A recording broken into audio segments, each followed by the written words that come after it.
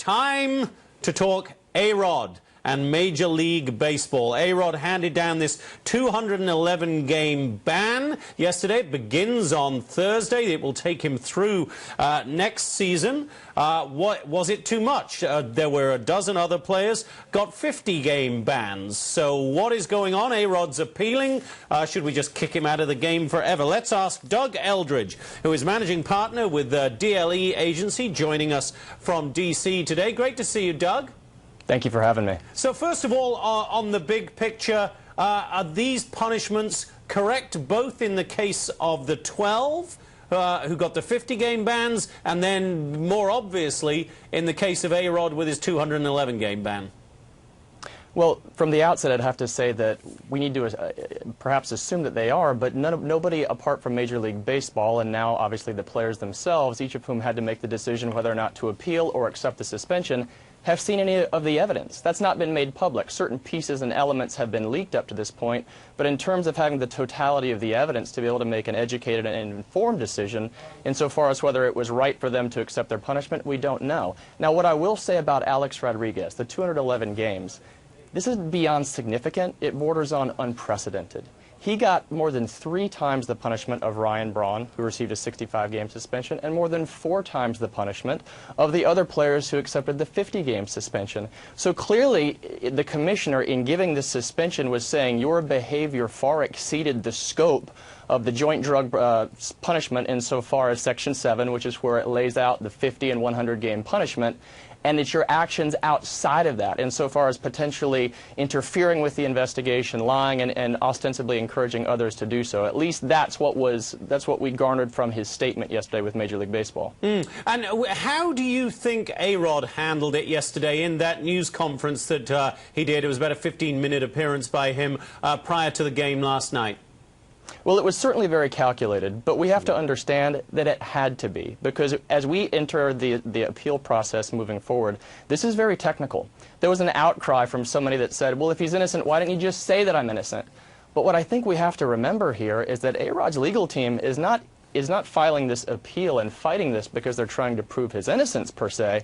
They're trying to reduce the length of his suspension. And in the end, this naturally comes down to how much money is lost versus how much money is saved. So at no point could Alex come out and just flatly say, I never doped, because, you know, in 2009 he came forward and said, I made a series of bad decisions during my time in Texas. So clearly he couldn't say that, nor could he necessarily give the specific question and answer that journalists were pressing for. So it was a bit of tiptoeing through a minefield, if you will. And obviously there is some or potential criminal jeopardy for him here if, as Judge Napolitano was talking about yesterday, a U.S. attorney wants to start taking a look at this down in Florida. He's got to weigh his words very carefully with that in the back of his mind too, I guess, Doug. Absolutely. I mean, you've heard many legal pundits, myself included, say that he's, potentially skirting not only increased punishment with Major League Baseball, but also potential civil and criminal liability. Now, the likelihood of the latter, the criminal liability, that has an entirely different burden to meet altogether. But in the context of what Alex says moving forward, it's incredibly important because all of these statements in the appeal process are going to be under oath. So you certainly can't backtrack. You can't put the proverbial genie back in the bottle insofar as things unsaid. So everything is technical, everything is deliberate, and anybody that thinks that Alex hasn't been heavily prepared is foolish. He has to be. There's too much on the line here. Yeah. So go back to baseball matters. What did you think of the reception he got last night playing for the Yankees over in Chicago? A lot of boos, some isolated applause as well. I guess that's going to follow him through this suspension and through the appeal process while he remains on the field. Well, at this point, it looks as though Alex is going to play the remainder of the season. Best case scenario, this process doesn't start until November, so likely at the conclusion of the World Series. So he'll play out the entirety of 2013. And I think you have to anticipate, even perhaps in his hometown crowd of New York, that there's going to be some boos and some jeers. That's simply part of it. And I think the reason that we're getting that is because you have the former players who are coming out and saying, look, there's no part for this in the game. You know, you're bringing down the integrity and the legacy of the game. You have a complete paradigm shift insofar as the current crop of players being vocally and vehemently against doping practices.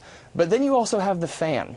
And I think we have to put this in context. Next season, Alex is slated to make $25 million. After this season, he still has $61 million remaining on his Yankees contract. And as the Wall Street Journal put down the front page of the paper today, if you break it down on a per-game basis, it's roughly $150,000 per game.